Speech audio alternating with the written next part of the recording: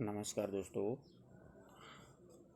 आज अपन कक्षा 12 की जो सृजना पुस्तक है उसमें अगला चैप्टर पढ़ेंगे। अगला जो अपना पाठ है रहीमदास जी का, बहुत ही प्यारे नीति के दोहे दिए हैं रहीमदास जी ने कि हमें अपने जीवन में किस प्रकार से कार्य करने चाहिए।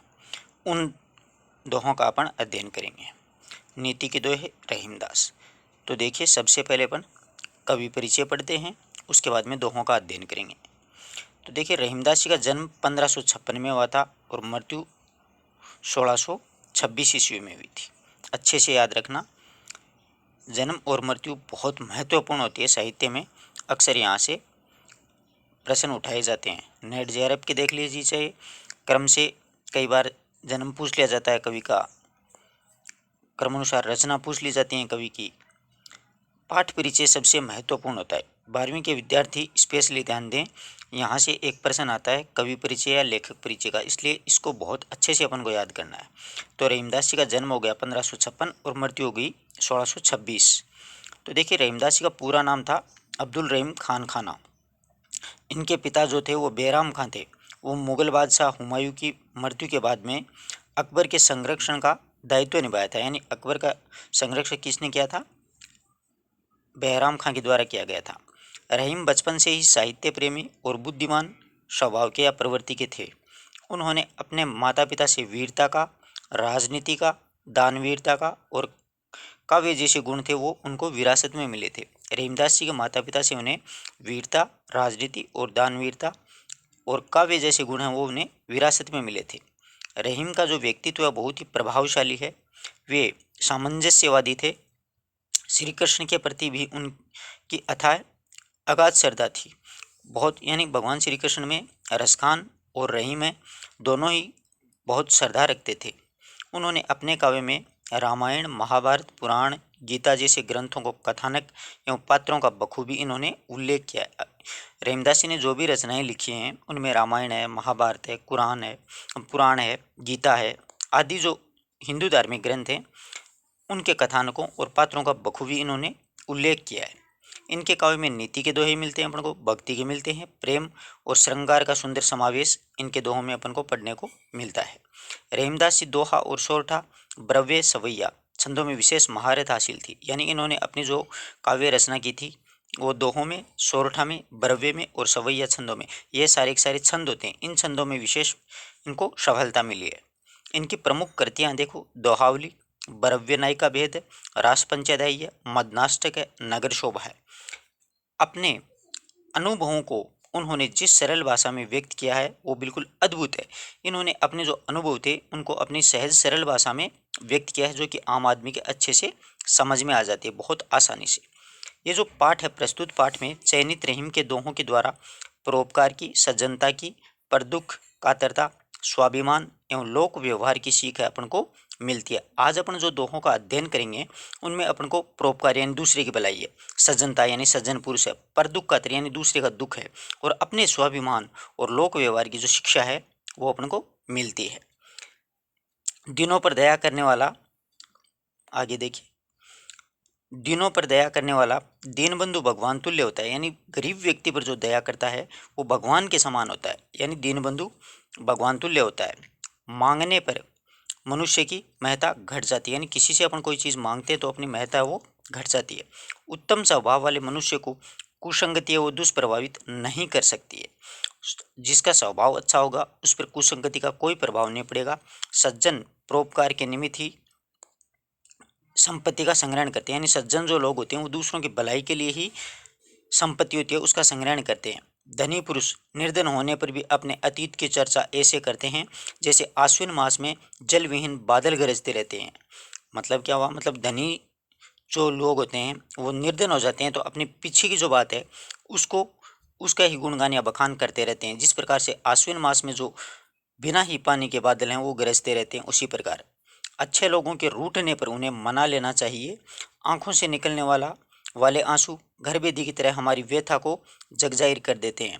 काम पड़ने व काम निकलने पर लोगों का व्यवहार भिन्न भिन्न हो जाता है। इन सब बातों का अध्ययन अपन दोहों के माध्यम से करेंगे। बिल्कुल बड़ी सरल भाषा में रहीमदास जी ने अपन को समझाया है। तो अब चलते हैं अपन दोहों की तरफ।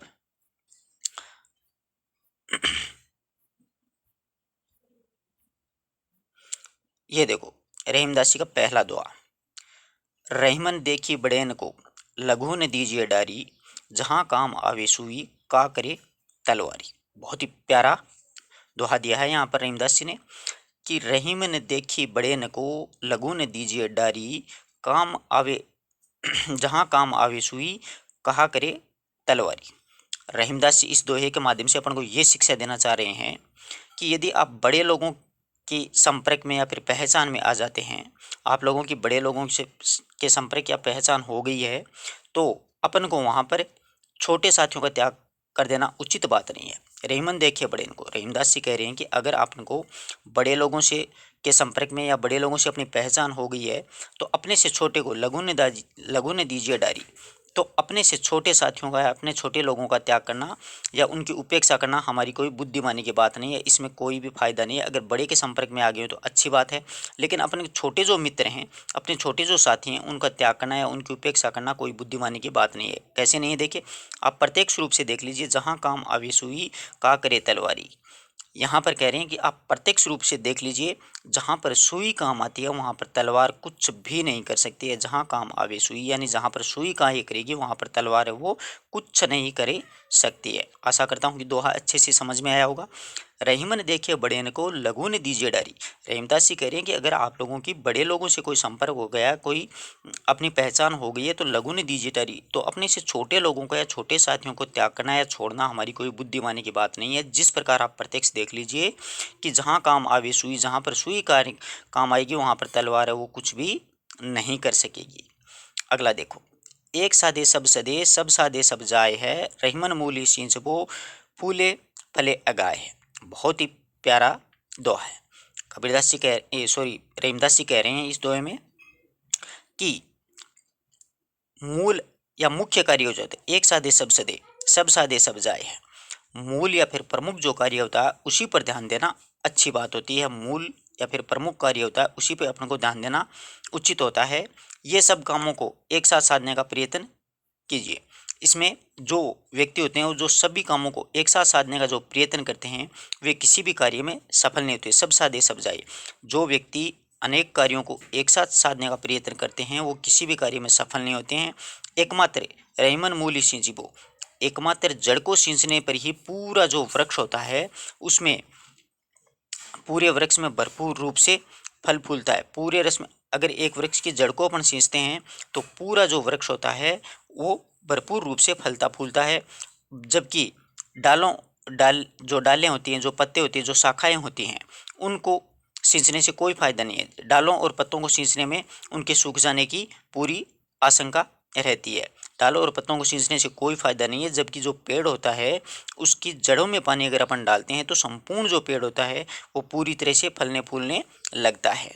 इसमें यही शिक्षा अपन को देना चाहते हैं रहीमदास जी कि अपने को जो मुख्य जो कार्य होता है, मूल जो कार्य होता है वही उसी पर ध्यान देना चाहिए। जबकि जो लोग होते हैं जो सब कामों को साधने का प्रयत्न करते रहते हैं वो किसी भी कार्य में सफल नहीं हो सकते हैं।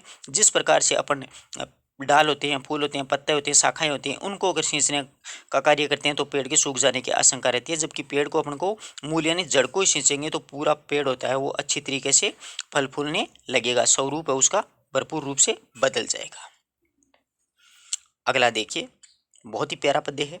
कदली शीप भुजंग मुख स्वाति एक गुण तीन है, जैसी संगति बैठिए तेसो ही फले दीन है। बहुत ही प्यारा दोहा है रहीमदास जी का। देखिए रहीमदास जी कहते हैं कि वस्तु हो या फिर कोई व्यक्ति हो, जैसी उसकी संगति होती है ना वह वैसा ही फल अपन को देता है और उसको वैसा ही फल होता है वो मिलता है। जैसे कैसे, देखिए एक स्वाति नक्षत्र होता है।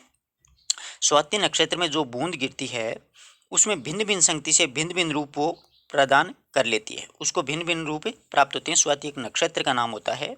उसमें जो बूंद गिरती है वह भिन्न भिन्न संगति से भिन्न भिन्न रूप है वो प्राप्त कर लेती है। जैसे देखिए कदली केले पर गिरेगी तो केले के वृक्ष पर गिरेगी तो अलग रूप से उसका क्या बन जाएगा, कपूर बन जाएगा। सीपी पे गिरेगी, सीपी पे गिरने से वो क्या होता है कि समुद्र में सीपी होती है, इससे मोती बन जाएगा उसी बूंद का। और भुजंग यानी सर्प के मुख में अगर वो गिरेगी तो क्या बन जाएगा, उसका विष बन जाएगा। अतः जैसी संगति होगी ना, जैसी संगति बैठी है तैसो ही फल दें, तो उसकी जैसी संगति होगी तो वो वैसा ही फल देगा। आई बात समझ में। रहीमदास जी अपन को ये कहना चाहते हैं कि जो व्यक्ति या वस्तु होती है, जिस प्रकार की संगति में जो रहता है वो वैसा ही फल उसको मिलता है। जैसे स्वाति नक्षत्र की होता है, उसमें एक जो बूंद गिरती है, जो कदली केले पर गिरेगी तो कपूर बन जाएगी, सीपी पे अगर गिरेगी तो वो मोती बन जाएगी, और भुजंग यानी सर्प के मुख में अगर वही स्वाति नक्षत्र की बूंद गिरेगी तो क्या बन जाएगी, विष बन जाएगी। जैसी संगति बैठी, जैसी वह संगति में अपन बैठेंगे, जैसी संगति अपन को मिलेगी, उसी संगति के अनुसार अपन को क्या होगा, फल प्राप्त होगा। आशा करता हूँ दोहा अच्छे से समझ में आया होगा। कदली सीप भुजंग मुख स्वाति एक गुण तीन है, जैसी संगति बैठिए तैसो ही फल देना, यानी अपन व्यक्ति या वस्तु जैसी संगति में होगा उसे वैसा ही फल प्राप्त होगा। जैसे स्वाति नक्षत्र के अंतर्गत एक जो बूंद गिरती है, केले पे गिरेगी तो कपूर बन जाएगी, सीपी पे गिरेगी तो मोती बन जाएगी, और भुजंग सर्प के मुख में गिरेगी तो वही बूंद है वो क्या बन जाएगी, विष बन जाएगी। अगला देखिए, काज परे कुछ और है, काज सरे कुछ और है, रहीमन भंवरी के भये नदी सिरावन मोर है। वाह, बहुत ही प्यारा दोहा है।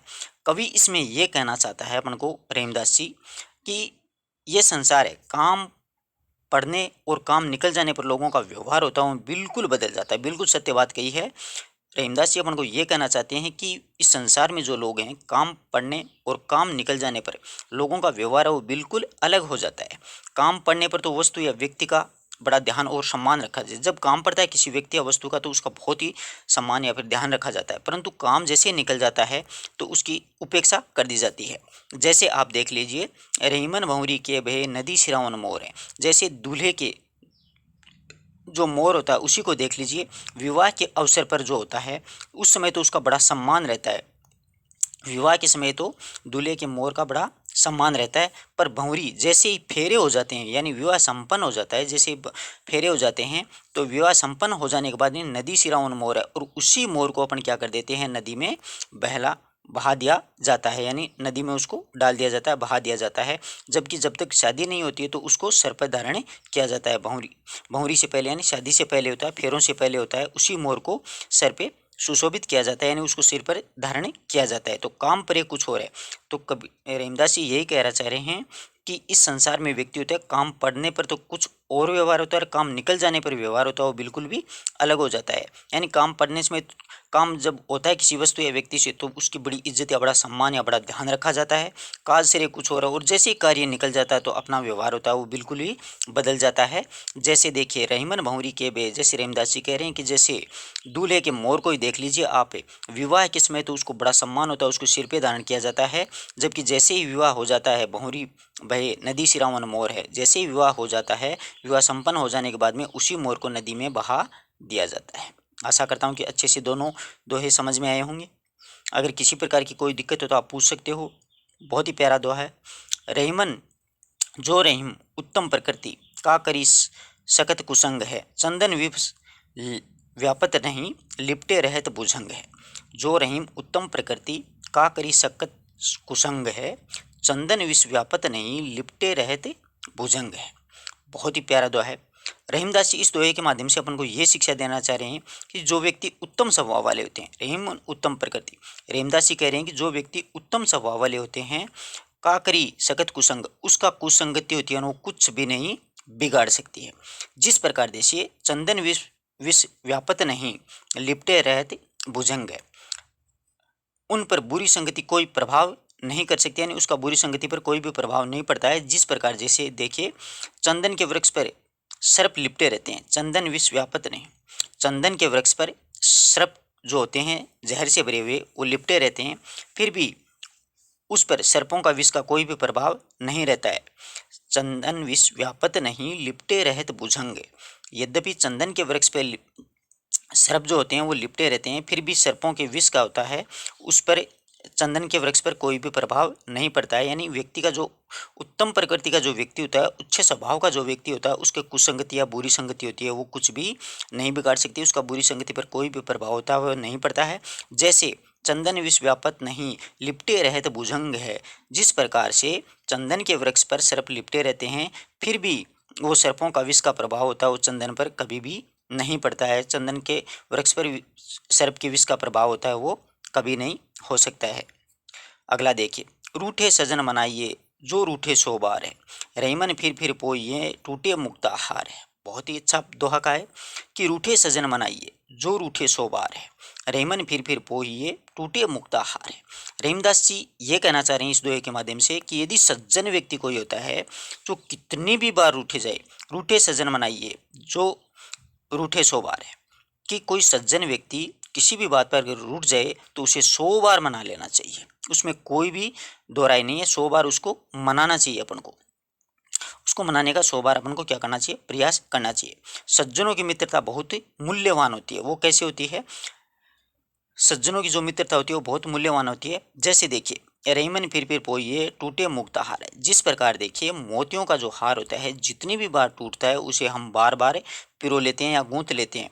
रहीमन फिर पोइए टूटे मुक्ता हार, जिस प्रकार से मोतियों का जो हार होता है जितनी भी बार टूटता है, हर बार फिर के उसे बार बार अपन पिरो लेते हैं या फिर गूंथ लेते हैं। जैसे मूल्यवान मोतियों के हार का टूट जाने पर होता है, उसे अपन फेंक नहीं सकते उन मोतियों को, उसी प्रकार सज्जन पुरुष जो होते हैं वो भी मोतियों के समान मूल्यवान होते हैं। उनकी मित्रता की अपन को क्या करनी चाहिए, रक्षा करनी चाहिए। उनकी मित्रता की हमें क्या होती है, परम आवश्यकता होती है। इस प्रकार से जैसे सज्जन व्यक्ति 100 बार भी अगर रूठ जाता है तो उसे 100 बार भी मनाने का अपन को प्रयत्न करना चाहिए, मनाना चाहिए। सज्जनों की मित्रता होती है वो बहुत ही क्या होती है, मूल्यवान होती है। जिस प्रकार से मोतियों की माला होती है वो टूट जाती है तो उसको अपन बार बार क्या करते हैं, पिरोते हैं, गूंथते हैं। उसी प्रकार से सज्जन व्यक्ति होते हैं उनकी मित्रता की भी अपन को क्या करनी चाहिए, रक्षा करनी चाहिए, क्योंकि सज्जनों की मित्रता होती है अपने लिए बहुत ही आवश्यक होती है। अगला देखिए, बहुत अच्छा दुआ है, तरवर फल नहीं खाते है सरबर पिए नहीं पान, कही रहीम पर काज हित संपत्ति संचय सुजान। बहुत ही प्यारा दुआ है। सज्जन फल नहीं खाते है, सरबर पिए ही न पान, कही रहीम पर काज हित संपत्ति संचय सुजान। तो देखिए क्या कहना चाहते हैं रहीमदास जी, कि देखिए कवि कहते हैं, रहीमदास जी कहते हैं कि प्रकृति हमें परोपकार या आदर्श का स्वरूप होती है, वो क्या करती है, समझाती है। प्रकृति जो होती है हमें परोपकार या आदर्श का स्वरूप समझाती आ रही है। जैसे देखिए उसके वृक्ष होते हैं तरवर फल नहीं खाते, कि जैसे उसके वृक्ष जो होते हैं वो अपने फलों को स्वयं नहीं खाते हैं। वृक्ष कभी भी अपना फल होता है वो स्वयं नहीं खाता है, वे दूसरों के लिए काम में आते हैं। यानी फल होते हैं वो मनुष्य विशेष खाते हैं, जबकि जो पेड़ स्वयं होते हैं वो कभी भी अपने फल नहीं खाते हैं। उसी प्रकार सरबर पिए नहीं पान, उसी प्रकार देखो तालाब अपना जल होता है वो स्वयं कभी भी नहीं पीते हैं। तालाब का जो जल होता है वो मनुष्य होते हैं, पशु पक्षी होते हैं, वृक्ष होते हैं और खेतों की प्यास बुझाने के ही काम में आते हैं। तो जो सरोवर होता है या तालाब होता है वो भी अपना पानी जो होता है वो स्वयं कभी नहीं पूछता है, दूसरों की प्यास बुझाने के लिए उसका पानी होता है वो काम में आता है। कहीं रहीम पर काज हिते संपत्ति संचय सुजान। यही बातें रहीमदास जी कह रहे हैं कि यही बात होती है वो सज्जनों पर लागू होती है। जो सज्जन व्यक्ति विशेष होते हैं, सज्जन जो पुरुष होते हैं वो भी ऐसे ही करते हैं, जैसे वे केवल परोपकार के लिए संपत्ति का संचयन करते हैं। कहीं रहीम पर काज हित संपत्ति संचय सुजान। सज्जन जो लोग होते हैं उन पे भी यही बात लागू होती है, वे केवल परोपकार के लिए क्या करते हैं, संपत्ति संचय सुजान। वो परोपकार के लिए यानी दूसरों की भलाई के लिए अपनी संपत्ति का संचयन करते हैं। उसके धन का उपयोग है वो दूसरे लोगों को लाभ पहुंचाने के लिए, दूसरे लोग ही उसकी संपत्ति का क्या करते हैं, लाभ उठाते हैं। परोपकार के लिए जो सज्जन व्यक्ति होते हैं वो अपनी संपत्ति का संचयन करते हैं और उसी संपत्ति से वो दूसरों की भलाई करते हैं। दूसरा लोग होते हैं वो उसकी संपत्ति का ही क्या करते हैं, लाभ उठाते हैं। तरवर फल नहीं खाते, यानी प्रकृति हमें ये शिक्षा देना चाह रही है कि पेड़ होता है वो कभी भी अपने फल स्वयं नहीं खाता है, दूसरों के ही उसके फल काम आते हैं। जिस प्रकार से सरवर पिए नहीं पान, सरोवर होता है वो भी अपना पानी स्वयं नहीं पीता है, वो भी जैसे व्यक्ति होते हैं, मनुष्य होते हैं, पशु पक्षी होते हैं, खेत खेत खलियान होते हैं, उनकी प्यास बुझाने के लिए वो पानी होता है, वो काम आता है। उसी प्रकार से संपत्ति संचय सुजान, सज्जन जो लोग होते हैं वो संपत्ति का संचयन दूसरों की भलाई के लिए या दूसरों का लाभ उठाने के लिए ही अपनी संपत्ति का संचयन है वो करते हैं, जिससे कि दूसरे लोग होते हैं वो लाभान्वित होते हैं। आगे आगे देखिए, थोते बादर कुआर के जो रहीम गहराते हैं, धनी पुरुष निर्धन भये करे पाछली बात है। बहुत ही प्यारा दोहा कहा है। रहीमदास जी कह रहे हैं कि वर्षा ऋतु के अंतिम मास होता है ना कुआर, आश्विन को बोलते हैं कुआर, ध्यान रखना पूछा जा सकता है। थोते बादर कुआर के, तो कुआर होता है वो आश्विन होता है। रहीमदास जी कह रहे हैं कि वर्षा के अंतिम मास यानी कुआर आसोज में घुमड़ने वाले जल रही जो बादल होते हैं, यानी जिसमें बिल्कुल भी पानी नहीं होता है, वो केवल उमड़ घुमड़ करके या फिर गरज करके रह जाते हैं, उनसे बरसात होती है, वो बिल्कुल भी नहीं होती। थोते बादल कुआर के, यानी आश्विन माह के जो बादल होते हैं वो बिल्कुल जल रहित होते हैं। वो बादल बरसते नहीं हैं, केवल उमड़ घुमड़ करके या फिर गरज करके रह जाते हैं। इसी प्रकार से देखो, धनी पुरुष निर्धन भये करे पासली बात है। उसी प्रकार से देखो, धनी जो व्यक्ति होते हैं जो निर्धन हो जाते हैं, यानी जो माया की जो छाया होती है वो चलती रहती है, कभी कोई अमीर तो कभी कोई गरीब, इस प्रकार से। तो धनी जो पुरुष होते हैं, धनी जो लोग होते हैं, वो जब निर्धन हो जाते हैं तो अपने धन संपदा के दिनों की बातें हैं वो क्या करते हैं, बढ़ा चढ़ा करके करते हैं। धनी पुरुष निर्धन भय, जब धनी पुरुष निर्धन हो जाते हैं तो अपने पीछे की संपन्नता यानी धन संपन्नता के दिनों की बातें वो बढ़ा चढ़ा करके क्या करते हैं, ये वास्तविकता को भूल करके व्यर्थ के अहंकार में फंसे रहते हैं। ये व्यक्ति अपनी वास्तविक यानी वर्तमान स्थिति में वो निर्धन है, परंतु वो पिछली जो बात है, वो धन संपदा की बात है, वही वो वापस करते रहते हैं। तो वो क्या करते हैं, अपने वास्तविक स्थिति को भूल करके अपने अहंकार में ही फंसे रहते हैं कि हमारे पास सदा ही ऐसे ही दिन थे, हम तो हमेशा से ही बहुत ही पैसे वाले थे, इस प्रकार से रहते थे, इस प्रकार हमारा ठाठ बाट था। जैसे आश्विन मास के बादल होते हैं वो गरजते रहते हैं, जबकि वो बरसात कभी भी नहीं कर सकते हैं, क्योंकि वो थोते होते हैं, उनमें पानी नहीं होता है, जल रहित बरसात होते हैं। इसी प्रकार निर्धन होता है वो भी गरीब हो जाता है, पैसे वाला नहीं होता है, परंतु वो पिछली बातें करता रहता है। अगला देखो, रहीमन असुआ नैन डरी जिए दुख प्रकट कोय है, जाहि निकारो गेह ते कस न भेद कही दे है। रहीमन असुआ नैन डरी जिए दुख प्रकट करिए, जाने निकारो गेह ते कस न भेद कही दे है। बहुत ही प्यारा दोहा है। देखिए, रहीमदास जी इसमें कह रहे हैं कि नेत्रों से ढलने वाले आंसू मन के दुख को प्रकट करते हैं। रहीमन असुआ नैन डरी, कि अपने आंखों से या नेत्रों से ढलने वाले जो आंसू होते हैं वो अपने दुख को प्रकट करते हैं। जिए दुख प्रकट करे, वो अपने मन के होते हैं, वो दुख को क्या कर देते हैं, प्रकट कर देते हैं। जा जाहि निकारो गेह ते कस न भेद कही दे है। स्वाभिमान व्यक्ति को मन का दुख मन में ही रखना चाहिए, यानी जो स्वाभिमान व्यक्ति होता है, गाही निकारो गेह ते कस न भेद न दे कही दे है। स्वाभिमान जो व्यक्ति होता है उसको अपने दुख है वो मन में ही रखना चाहिए। जब तुम किसी को घर से निकालते हो तो वह घर के सभी भेद दूसरों के सामने प्रकट कर देगा। जाहि निकालोगे, अगर आप अपने घर से किसी व्यक्ति को निकाल देते हो तो वो आपके घर के सारे जो भेद हैं वो दूसरों के सामने प्रकट कर देगा। इसलिए रोना व्यक्ति को नहीं चाहिए, यानी रो मत, या धैर्य के साथ दुखों के दिनों का वो काट लो या दुखों के दिनों का सामना करो।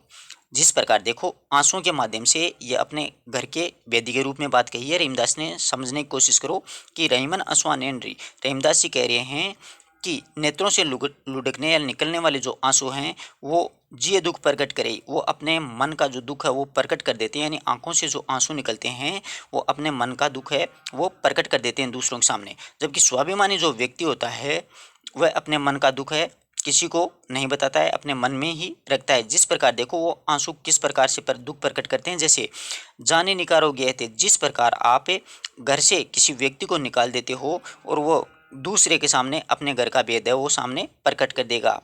कस ने भेद कही दे, जब तुम किसी को घर से निकालोगे तो वह घर के सभी भेद है वो दूसरे के सामने प्रकट कर देगा। इसलिए रो मत। जबकि धैर्य के साथ दुखों के दिनों का है वो क्या करना चाहिए, व्यक्ति विशेष को सामना करना चाहिए। जबकि स्वाभिमानी व्यक्ति होता है वो कभी भी होता है दूसरे के सामने अपना मन का दुख है वो प्रकटे नहीं करता है। आंसू के समान ही अगर आप दूसरे के सामने अपना दुख प्रकट कर दोगे, जिस प्रकार आंसू बता देते हैं उसी प्रकार अपने घर का भेद है वो भी दूसरे के सामने चला जाएगा। रहीमन निज मन की बिथा मन ही राखो गोय है, सुनी अठीले लोग सब बांटने ले हैं कोय है। रहीमन निज मन की बिथा मन ही राखो गोय है, सुनी अठीले लोग सब बांटने ले है कोय। बहुत ही प्यारा दोहा है। देखिए, समझने की कोशिश कीजिए। नीति का दोहा है कि अपनी बात को आगे बढ़ाते हुए कवि ये कहना है कि अपने मन की व्यथा को मन में छिपा कर रखना चाहिए। देखो, रहीमन निज मन की व्यथा, रहीमदास जी कह रहे हैं कि अपने मन की जो व्यथा पीड़ा है वो मन में छिपा करके ही रखनी चाहिए। वही अपनी बुद्धिमानी की बात है। मन ही राखो गोय है, उसे दूसरों के सामने प्रकट करोगे तो सच्ची सहानुभूति व्यक्त करने वाले कम और हंसी उड़ाने वाले आपको ज़्यादा मिलेंगे। सुनी अठीले लोग सब बांटने ले है कोई है। अपने देखो, रहीमन निज मन की व्यथा, रहीमदास जी कह रहे हैं कि अपने मन की व्यथा या मन की व्यथा पीड़ा जो है वो मन में ही छिपा कर रखनी चाहिए। मन ही राखो गोए, उसे मन में छिपा कर रखना ही बुद्धिमानी की बात है।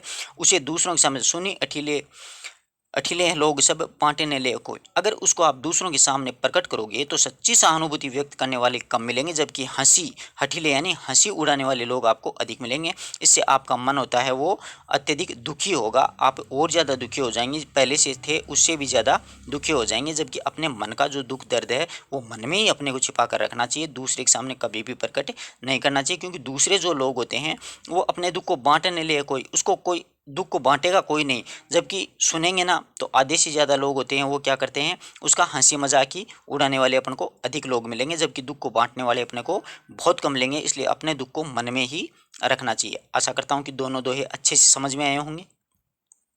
अगला देखो, दीन सबन को लखत है, दिन लिखे न कोई है, जो रेमन दीन ही लिखे, दीन बंधु सम होए। वाह, बहुत ही प्यारा दोहा है मित्रों।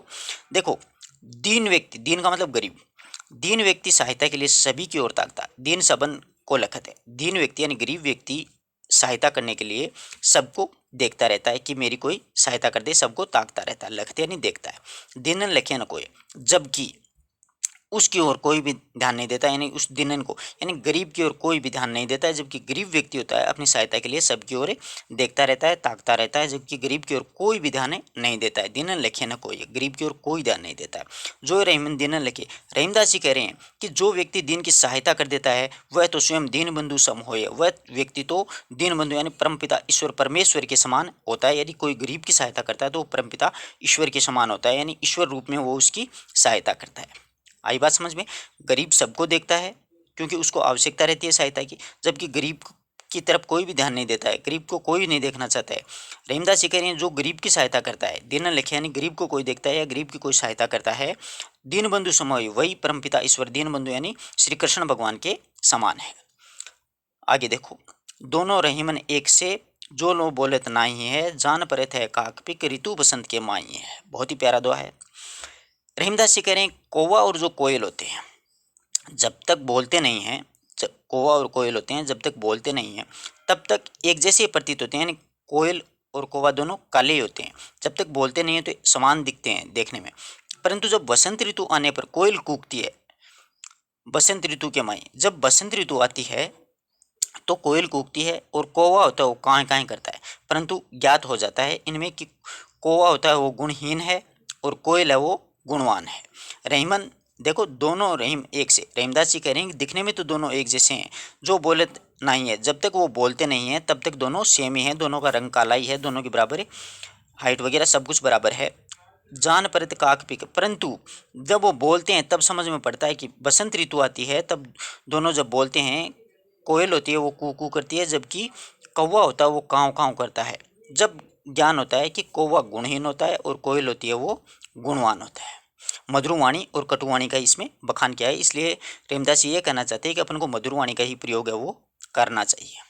अगला देखिए, बड़े बड़ाई ना करे, बड़े न बोले बोल है, रहीमन हीरा कब कहे, लाख टका सो मोल है। वाह वाह, बहुत ही प्यारा दुआ है। बड़े बड़ाई ना करे, बड़े न बोले बोल है, रहीमन हीरा कब कहे, लाख टका मेरो मोल है। कवि कहता है, यानी रेमदास जी कह रहे हैं कि लोग वास्तव में गंभीर स्वभाव वाले और महान होते हैं। जो वास्तविक रूप से गंभीर स्वभाव वाले और महान जो व्यक्ति होते हैं वो कभी भी अपने मुख से अपनी बड़ाई नहीं करते हैं, बड़े बड़ाई ना करें। जो बड़े लोग होते हैं, जो वास्तविक रूप से गंभीर स्वभाव वाले और महान होते हैं, वो कभी भी बड़े न बोले बोले, कभी भी अपने मुख से होते हैं वो बड़ाई नहीं करते हैं। वे अहंकार में ऊंची ऊंची बातें कभी भी नहीं करते हैं। किस प्रकार, जैसे देखिए, रहीमन हीरा कब कहे, लाख टका मेरो मोल है, कि हीरा अत्यंत मूल्यवान होने पर भी, किंतु वह कभी भी ये नहीं कहता है कि मैं लाखों का मेरा मूल्य है, लाख टका सो मोल है। हीरा कभी ये बोल करके नहीं कहता है कि मेरा अत्यधिक मूल्यवान रत्न हूँ, किंतु वह कभी मूल्यवान लाखों का बखान नहीं करता। अपने गुणों ने ही उसे लोकप्रिय मूल्यवान बनाया, यानी अपने गुणों के आधार पर हीरा होता है इतना लोकप्रिय और मूल्यवान रत्न के रूप में पूजा जाता है। यानी जो गंभीर स्वभाव वाले व्यक्ति होते हैं या फिर महान प्रकृति के जो व्यक्ति होते हैं वो अपने मुख से कभी भी बड़ाई नहीं करते हैं। बड़े बड़ाई ना करें, बड़े न बोले बोल। बड़े लोग होते हैं जो मतलब अच्छे स्वभाव वाले होते हैं, गंभीर स्वभाव वाले, महान प्रकृति वाले जो व्यक्ति होते हैं वो कभी भी अपने मुख से बड़ाई नहीं करते हैं। जिस प्रकार देखियो, रहीमन हीरा कब कहे, लाख टका सो मोल है। रहीमदास जी कह रहे हैं कि हीरा अत्यधिक मूल्यवान रत्न होता है, किंतु फिर भी वह कभी ये नहीं कहता है कि मैं लाखों का मेरा मूल्य है। उसे उसके गुणों ने ही अत्यधिक लोकप्रिय या फिर मूल्यवान हीरा बना दिया, मूल्यवान रत्न है वो बना दिया। इसलिए गंभीर स्वभाव वाले महान प्रकृति वाले जो लोग होते हैं वो अपने मुख से कभी भी बड़ाई नहीं करते हैं, जैसे हीरा कभी नहीं कहता है। बिगड़ी बात बने नहीं लाख करो किन कोय है, रहीमन फाटे दूध को मथे न माखन होय है। वाह वाह। बिगड़ी बात बने नहीं लाख करे किन कोय है, रहीमन फाटे दूध को मथे न माखन होय है। रहीमदास जी इस दोहे के माध्यम से कह रहे हैं कि स्वाभिमान जो लोग होते हैं वो कभी अपनी बात या प्रतिष्ठा पर आंच नहीं आने देते हैं। जो स्वाभिमान प्रवृत्ति के जो लोग होते हैं वो अपनी बात या फिर जो प्रतिष्ठा होती है उस पर बिल्कुल भी आंच नहीं आने देते हैं, क्योंकि यदि एक बार समाज में मान या सम्मान कम हो जाता है ना, तो वो पुनः प्राप्त करना बहुत ही मुश्किल काम होता है। असंभव बात होती है, एक बार इंसान का कोई समाज में सम्मान कम हो जाता है तो दोबारा प्राप्त करना उसके लिए बहुत ही असंभव बात हो जाती है। जिस प्रकार देखो, यदि असावधानी से दूध एक बार अगर फटी जाता है, बिगड़ी बात बने नहीं लाख करो किन कोय है, रहीमन फाटे दूध को मथे न माखन होय है। जिस प्रकार देखिए, असावधानी से अगर एक बार दूध फट जाता है तो फिर वो कितना भी मथो उस दूध को, उससे मक्खन होता है वो कभी भी नहीं निकल सकता है। उसी प्रकार से जो प्रतिष्ठावान व्यक्ति होते हैं वो अपने स्वाभिमान पर या अपनी इज्जत पर आंच बिल्कुल भी नहीं आने देते हैं, जिससे कि समाज में अगर एक बार इज्जत चली गई तो वो पुनः प्राप्त करना बहुत ही मुश्किल, क्या नामुमकिन, यानी बिल्कुल असंभव है। जिस प्रकार से दूध एक बार फट जाता है असावधानी स्वरूप, तो उसको चाहे कितनी भी बार मत हो, उससे मक्खन कभी भी नहीं निकल सकता। उसी प्रकार अगर इज्जत चली गई तो कभी भी अपनी इज्जत है वो वापस आ ही नहीं सकती है। आशा करता हूँ दोनों दो अच्छे से समझ में आए होंगे। अगला देखो, विपत्ति भय धन ना रहे, रहे जो लाख करोड़ है, नब तारे छिप जात है जो रहीमन भय बहोर है। वाह, बहुत ही प्यारा दुआ है। विपत्ति भय धन ना रहे, रहे जो लाख करोड़ है, नब तारे छिप जात है जो रहीमन भय बहोर है। मनुष्य, रहीमदास जी कह रहे हैं कि जब मनुष्य के बुरे दिन आते हैं, विपत्ति भय धन ना रहे, जब मनुष्य के बुरे दिन आते हैं तो उसके पास चाहे लाख करोड़ रुपए रहे जो लाख करोड़ है, जब व्यक्ति के सामने विपत्ति आ जाती है, बुरे दिन आ जाते हैं, तो चाहे उसके पास में लाखों करोड़ों क्यों ना हो, सब के सब समाप्त हो जाते हैं। किस प्रकार समाप्त हो जाते हैं? धन उसके पास बिल्कुल भी साथ है, वो कितना भी धन हो उसके वो साथ नहीं देता है बुरे दिनों में, सब देखते रह जाते हैं। जैसे देखिए, नब तारे छिप जाते हैं जो रहीमन बहे भोर। जिस प्रकार देखिए, जब सवेरा होने लगता है तो आकाश में असंख्य तारे होते हैं, वो सारे के सारे छिप जाते हैं, आकाश का वो साथ नहीं देते हैं। उसी प्रकार से जब व्यक्ति के सामने जब बुरे दिन आते हैं, विपत्ति भय धन ना रहे, रहे जो लाख करोड़ है, जब व्यक्ति के बुरे दिन आते हैं तो उसके पास चाहे लाखों करोड़ों भी क्यों ना हो, सब समाप्त हो जाता है। कितनी भी धन संपत्ति हो, धन होता है उसका साथ नहीं देता बुरे समय में। जिस प्रकार से नब तारे छिप जाते हैं जो रहीम भय भोरे, जिस प्रकार जब सवेरा होने लगता है तो आकाश में असंख्य तारे होते हैं, वो सारे के सारे असंख्य तारे होते हैं, वो छिप जाते हैं, आकाश का बिल्कुल भी साथ नहीं देते हैं। जब सवेरा होता है तो आसमान में असंख्य तारे होते हैं, सारे के सारे क्या हो जाते हैं? छिप जाते हैं, यानी लुप्त हो जाते हैं, आसमान का वो साथ नहीं देते हैं। उसी प्रकार बुरे दिन होते हैं, उसमें इंसान के पास में चाहे लाखों करोड़ों की धन संपदा हो, वो बिल्कुल भी साथ नहीं देती है। मांगे घटत रहीम पद, कितो करो बाडी काम, तीन पग वसुधा करो तऊ बावने नाम। वाह, बहुत ही प्यारा दुआ है। मांगे घटत रहीम पद, कितो करो बड़ी काम है, तीन पग वसुधा करो तऊ बावनो नाम है। मनुष्य चाहे कितना भी बड़ा कार्य कर लो, कितना भी आश्चर्यजनित कार्य क्यों ना कर लो, किंतु अगर वो मांग लेता है ना, या फिर किसी के सामने हाथ फैला देता है, तो उसका पद और प्रतिष्ठा होती है वो अवश्य ही क्या हो जाती है? कम हो जाता है। मांगे घटत रहीम पद, कितो करो बड़ी काम। मनुष्य चाहे अपने जीवन में कितना भी बड़ा आश्चर्यजनक काम क्यों ना कर ले, किंतु मांगने पर या फिर हाथ फैला देता है वो किसी के सामने, तो उसके सामने उसकी पद और प्रतिष्ठा होती है वो अवश्य क्या हो जाती है? कम हो जाती है। जैसे देखो, स्वयं आप भगवान को देख लीजिए, तीन पैग वसुधा करो तऊ बामनो नाम है। भगवान ने जब बलि को दान देने के लिए उन्हें 3 डग में सारी धरती को नाप लिया था। 3 पैग वसुधा धरो, वसुधा यानी धरती, 3 पैग यानी पैर, 3 पैरों में जब पूरी धरती को नाप लिया था भगवान ने, परंतु मांगने के बाद में तऊ बामनो नाम, तो भगवान का महान कार्य है, तो उसका नाम वो क्या पड़ गया था? वामन। वामन रूप धारण करना पड़ा था। बावनो यानी बोना, वामन रूप धारण करना पड़ा था भगवान का, इसलिए उनकी प्रतिष्ठा वो उस समय क्या हो गई थी? कम हो गई थी। आशा करता हूँ अच्छे समझ में आ गए हो। इंसान चाहे अपने जीवन में कितना भी बड़ा काम या आश्चर्यजनक काम कर लो, परंतु अगर वो किसी के सामने कुछ मांग लेता है, फिर हाथ फैला देता है, तो उसका पद और प्रतिष्ठा होती है कम हो जाती है। 3 पैग वसुधा करो। जब भगवान ने पूरी धरती को, पूरी पृथ्वी को 3 पैरों में नाप डाला था, परंतु महान कार्य करने पर भी उनका नाम होता है वो बावना नाम पड़ा था। उन्होंने अपना नाम वो क्या करना पड़ा था, वामन रूप धारण करना पड़ा था। अगला देखो, मान सहित विष खाए के शंभु भये जगदीश। वाह वाह वाह, बहुत ही प्यारा दुआ है। बिना मान अमृत पिए राहु कटायो शीस। मान सहित विष खाए के शंभु भये जगदीश, बहुत प्यारा दुआ है। देखिए ये बात उस समय की जब समुद्र मंथन से प्राप्त जो विष निकला था, तो सभी देवताओं ने ये एक मीटिंग बुलाई कि भाई इस विष को कौन ग्रहण करेगा। तो उस विष को ग्रहण करने में सिर्फ और सिर्फ शिव जी सामने आए थे, यानी शिव भगवान शंभु वही सामने आए थे, कोई नहीं आया था। देखो क्या कहना चाह रहे हैं कवि रहीमदास जी, कवि कहना चाह रहा है कि मान सहित विष खाए के शंभु भय जगदीश हैं, बिन मान अमृत पिए राहु कटायो शीस है।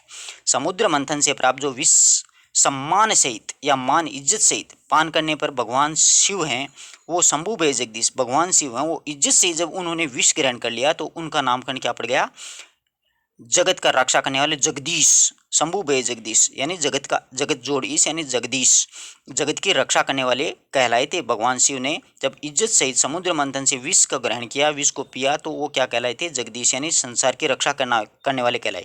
परंतु बिना मान अमृत पिए राहु कटायो शीस।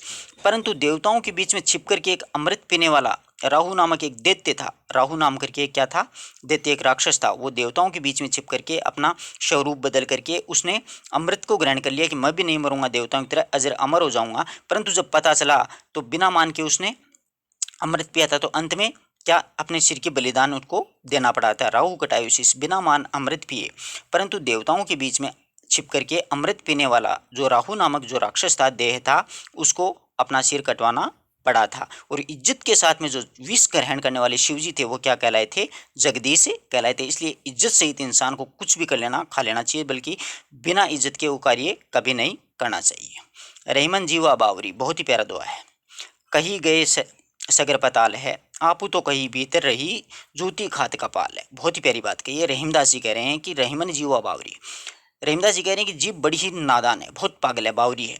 ये बोलते इसमें कुछ भी उचित अनुचित का क्या है, ध्यान ही नहीं देती है। अनर्गल कुछ भी अपने बोल देते हैं, वो कुछ भी बोल देती है। कही गई सगर पताल है।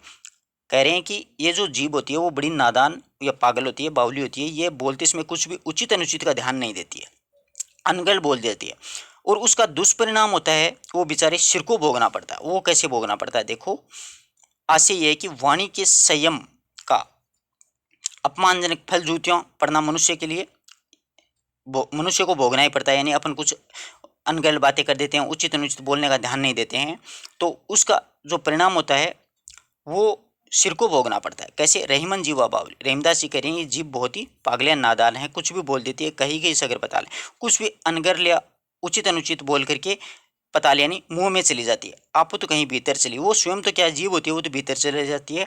और जूती खाते कपाल है। और जबकि उसका दुष्परिणाम है, बोलने का जो दुष्परिणाम है, किसी को अपन उचित अनुचित बोल देते हैं तो उसका परिणाम तो मिलता ही है। तो दुष्परिणाम जो मिलता है वो बेचारी सिर को भोगना पड़ता है, यानी जूती खात कपाल है। और सिर होता है उस पर जूते पड़ते हैं, यानी मुक्के जूते ठोले टोम से जो भी होते हैं ना, वो सारे के सारे सर पे पड़ते हैं। तो जूती खात कपाल है, तो जीव होती है वो तो अंदर चली जाती है और उसका दुष्परिणाम होता है वो सिर को भोगना पड़ता है। इसलिए अपन को अपनी वाणी पर संयम रखना चाहिए। अपमानजनक या जो अपमानजनक प्रवृत्तियाँ होती हैं उनका फल जूतियाँ वगैरह पड़ना होता है, वो मनुष्य के स्वाभाविक वो सिर को भुगतना पड़ता है। इसलिए बोलते समय हमेशा इंसान को क्या रहना चाहिए, सतर्क रहना चाहिए, बहुत ही सोच समझ के बोलना चाहिए। पता नहीं कब क्या बोलते हैं, कहाँ पर सिर पे जूते पड़ जाएं। आशा करता हूँ अच्छे समझ में आया होगा। अगला देखो, अमृत ऐसे वचन में रहीमन ऋष की गांस है, जैसे मिश्री हूँ मैं मिली निरस बांस की फांस है। बहुत ही प्यारा है। अमृत ऐसे वचन में रहीमन ऋष की गांस है, जैसे मिश्री हूँ मैं मिली निरस बांस की फांस है।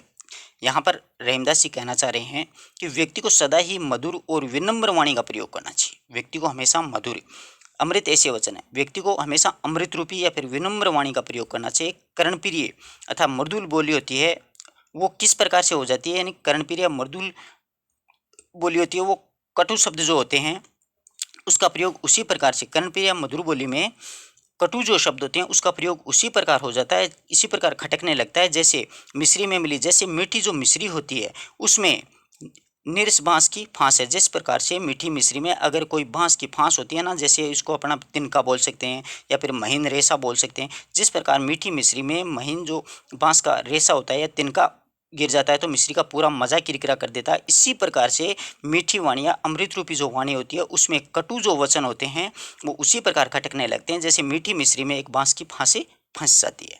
आशा करता हूँ कि आपको सारे के सारे दोहे अच्छे से समझ में आए होंगे। अगर किसी प्रकार का कोई डाउट हो तो आप कमेंट बॉक्स में मित्रों ज़रूर लिख सकते हैं।